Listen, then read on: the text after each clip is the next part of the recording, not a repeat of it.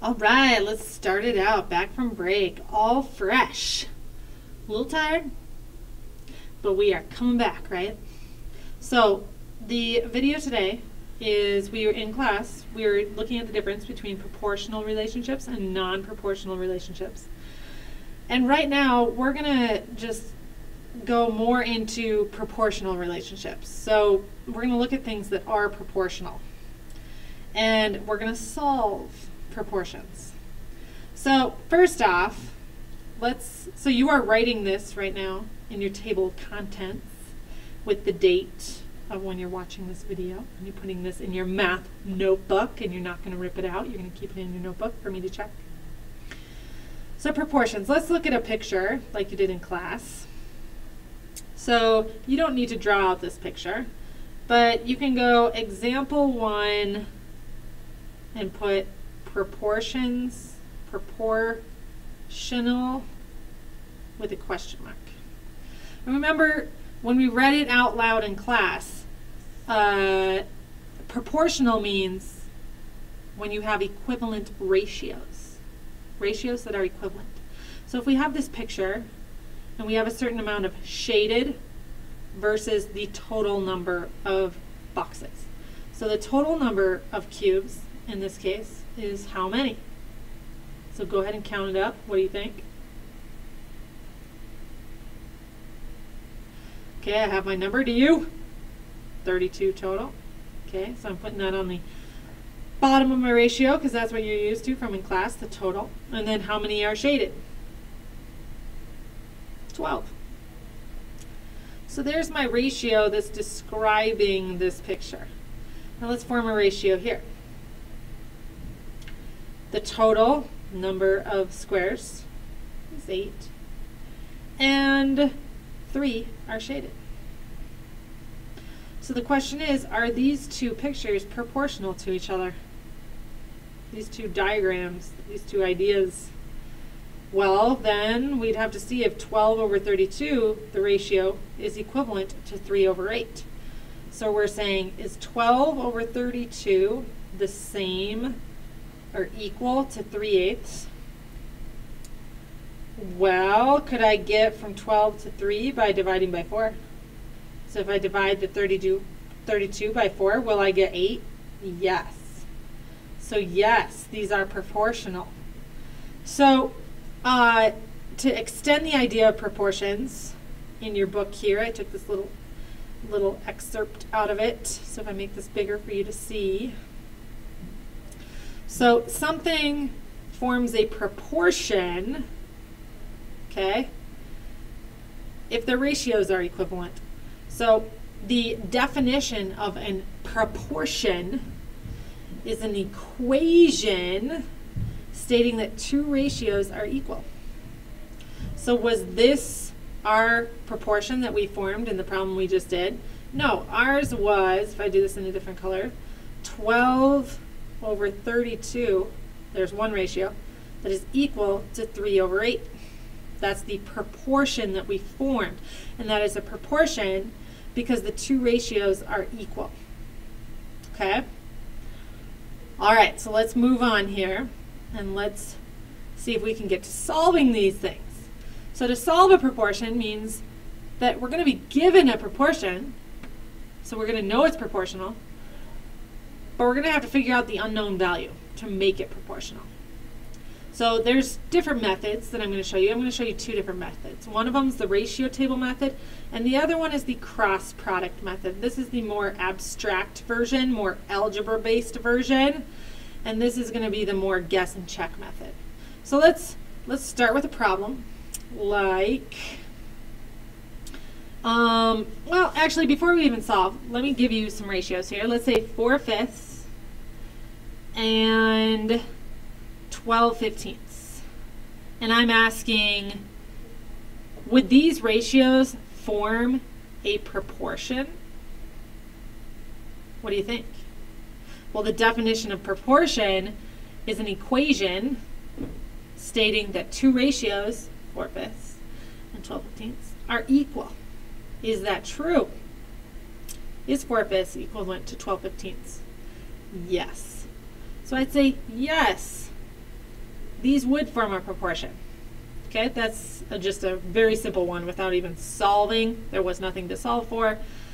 But now let's say we finally have a situation where we need to solve for something. So let's look at something like unknown over 4 is supposed to be equal to 21 over 12. It already tells us that we have two ratios that are equal. So we already know this is a proportion. Some of you might even already know the value for k. But you're going to open your mind and be mathematically flexible to see these other methods so that when you run into one that you don't know how to do, you have other resources. So method 1 is using a ratio table. So I would start with the ratio that I do know. So I'm going to form a table this way, horizontally, so you can see the ratios. I'm going to start with this one, 21 over 12.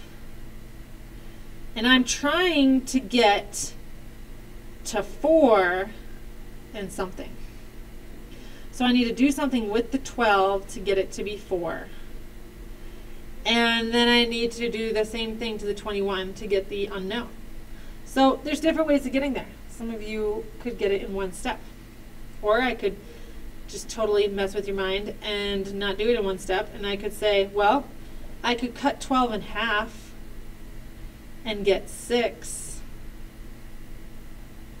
But then if I cut 12 in half, I'm going to have to cut 21 in half to keep it proportional, to keep the ratios equivalent.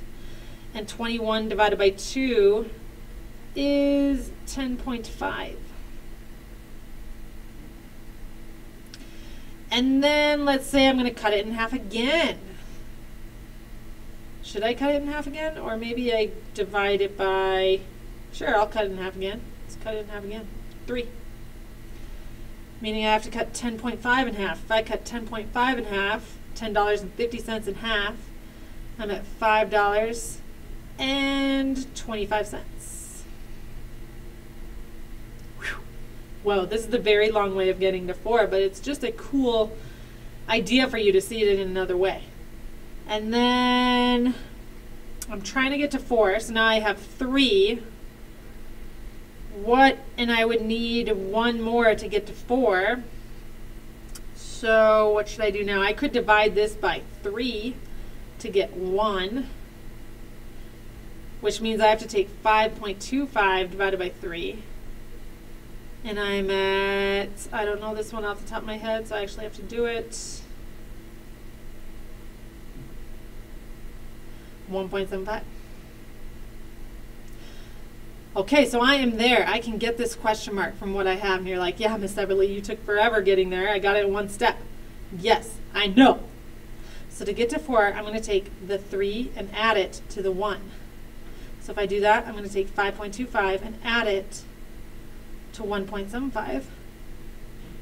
And I will have my answer of 7. Which you might have said, well, from the ratio table, I could totally see you just take 12 divided by 3 and get 4, and take 21 divided by 3 and get 7. Yeah, you could. But you could also do it my way, too. It's pretty cool to see that it works, and you get the same thing. Okay, so that's the first method. The second method to solving k over 4 equals 21 over 12 is to use what's known as the cross products. Where do I have it? Right here, the cross product method. And this is more the algebraic way of solving it.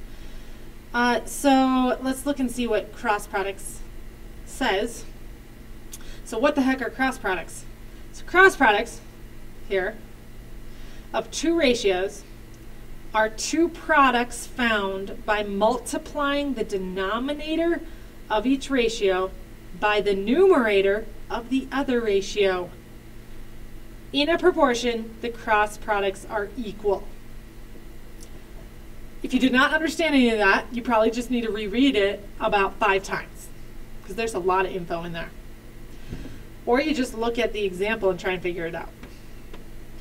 So two ratios, you have two ratios, two products found by multiplying, so let me show you, multiplying the denominator of each ratio by the numerator of the other ratio. So I'd multiply those, and that would be a cross product, 9 times 10.